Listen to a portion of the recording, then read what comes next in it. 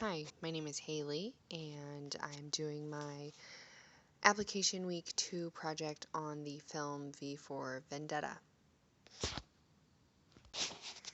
The gist of the film: V is the man behind the mask. He's fighting to destroy the totalitarian government that dictates his nation. Evie is the working class girl that fights to find the true rebel in herself to help V convince everyone around them to stand united and fight for their freedom. Along the way, Evie must determine if V is in fact still the freedom fighter, or is he turning into the very menace that he is fighting to destroy. The summary of my scene or episode takes place around 1:30:31 to 1:31:09 during the film, in case you would like to look it up. The High Chancellor during this scene, who controls what everyone watches, shows on the news how the world, including their own country, is struggling with tons of violence, conflict, illness, and war. He's doing this to create a fear in the people so that they'll feel dependent on their own government, and they're doing this in case that the terrorist attack of V were to actually take place. The only problem is that none of this international news that they're showing is really true at all. All the news is actually fabricated stories being fed to the people to make them think that the world is in chaos and the only one that can save them is the government or the High Chancellor. And the people are shown in this scene or episode that I chose, and they're shown responding to these messages and news that they're receiving.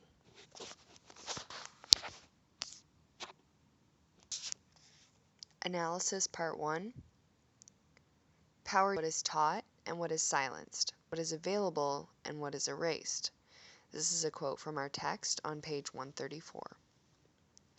The way that the people respond to the messages in the scene that are being fabricated by the High Chancellor and his political posse is disbelief, doubt, and even anger. Some of the people make comments such as, "Can you believe this?" and many looking at each other and shaking their heads in disbelief and even waving their hands at the television as if to say, "Oh, whatever."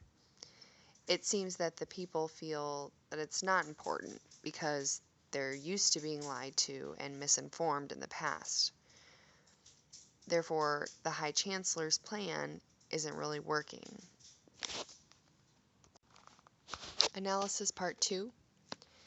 Power, politics, beliefs, and values are displayed obviously in this scene. The power is shown by the High Chancellor. The politics is shown at the board of men under the High Chancellor following orders, despite their beliefs and values. And the beliefs and values of the people viewing the false messages, they are being fed. This is all displaying their disbelief and attitudes towards this power play and political game. Even the men at the political table during the meeting with the High Chancellor show signs of anger and disdain for what power play the Chancellor is using with his communication choices. And he's doing this to manipulate them and the people, but none of them have the courage to do anything about it, all for fear of being silenced. Analysis Part 3. I feel that my own culture defines my observation of all of this as with some agreement, due to the government not always being generally truthful about everything, and that they tell us things to protect us. I feel that sometimes our culture gets the same kinds of messages from the media here in the United States because the media can manipulate anything and twist so much so that we hear something completely different from what is actually really going on around us.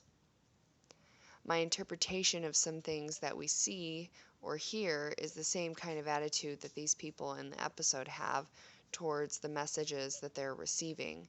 And sometimes I do also shake my head at the TV and say, can you believe it?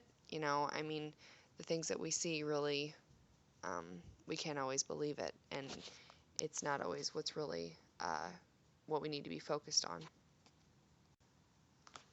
My final analysis: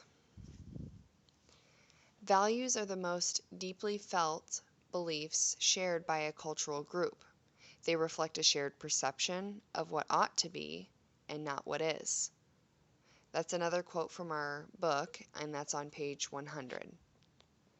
After watching this episode from the movie, I can only see that the values of this cultural group are cultivating, stirring within each one of them.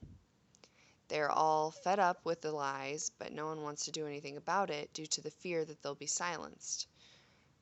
And like so many others before them have been silenced, they have a legitimate fear. All they need is one person, which in this case would be V, to take a stand. My questions for my classmates. Question 1: how has your own culture defined your beliefs and values, especially within your own cultural group? Question 2: do you have a personal example of the type of communication choices that were used by someone in power or with different beliefs and values than you? If so, describe why you agree or disagree with their type of communication choices.